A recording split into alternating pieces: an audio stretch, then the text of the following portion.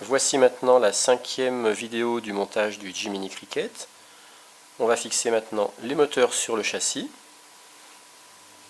Alors les moteurs sont dans les petites boîtes blanches comme ça. Voilà le moteur.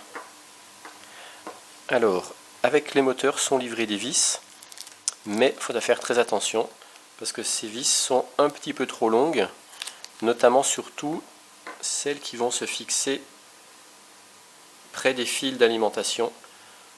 On voit qu'il y a 2 trous ici, et ces trous là, si on rentre les vis d'origine, elles risquent d'écraser les fils qui arrivent ici et qui sont fixés sur le bobinage du moteur. Donc pour ces 2 trous là, on ne va pas utiliser les vis fournies avec les moteurs qui sont celles-là, mais on va utiliser des vis qui sont dans un petit sachet que Aerotech nous a fourni avec. Donc ce sont des vis plus courtes, donc on va servir de ces vis plus courtes pour fixer le moteur ici. Et puis les noirs d'origine, on va pouvoir s'en servir pour les mettre ici. Pour les vis, il faut une petite clé 6 pans. Alors j'ai déjà fixé mon premier moteur. J'ai fait le choix de faire rentrer les fils vers l'intérieur, parce que j'aurais pu mettre mon moteur, je vais vous montrer sur un autre bras, j'aurais pu faire sortir les fils comme ça, ou comme ça, ou comme ça, mais j'ai préféré les faire sortir comme ça, parce qu'ils comme ça ils sont protégés en cas de crash, parce que si je les fais sortir là, en cas de crash, ça peut taper là et couper les fils. Pareil, si je les mets ici, si j'accroche une branche, ça peut sectionner les fils par là. Et puis ici, je les ai pas mis là parce que, notamment pour le bras avant, en cas de crash, le bras va se replier. Et si les connexions sont de ce côté-là, je risque pareil d'écraser mes connexions comme ça là. Alors que là, en faisant sortir les fils sur le bras, il n'y a aucun risque. Et après, eh bien, ça sera assez facile de faire les soudures, puisque mes 3 fils sortent là, je vais les ramener comme ça dessous, et je vais pouvoir aller faire les soudures sur les fils des ESC, comme ça. En gros, ça fera ça quand ça sera terminé. Voilà.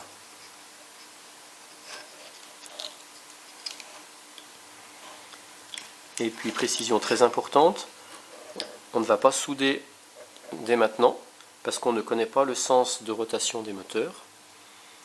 Et c'est en fonction vu que c'est du triphasé, il y a une phase sur chaque fil, et bien c'est en fonction des branchements qu'on obtiendra un sens de rotation horaire ou un sens de rotation anti-horaire.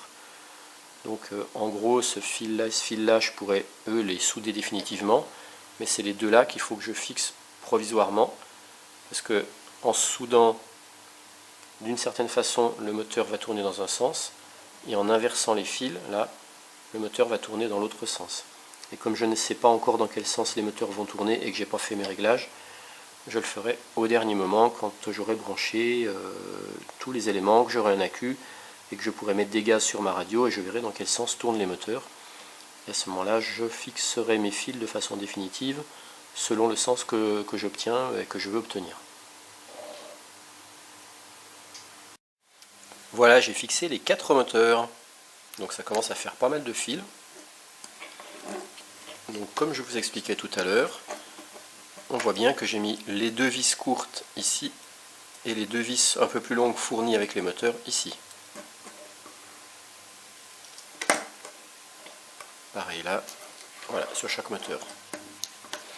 Alors j'en profite pour rappeler que sur le site de Aerotech, il existe toutes les notices qu'il faut aussi pour procéder au montage du Jiminy. Donc il y a les liens, c'est des documents en PDF, c'est très très bien fait, il y a un gros travail qui a été fait. Et donc moi mes vidéos n'ont pas pour but de se substituer aux notices, mais simplement ça permet de les vivre autrement ou de les illustrer.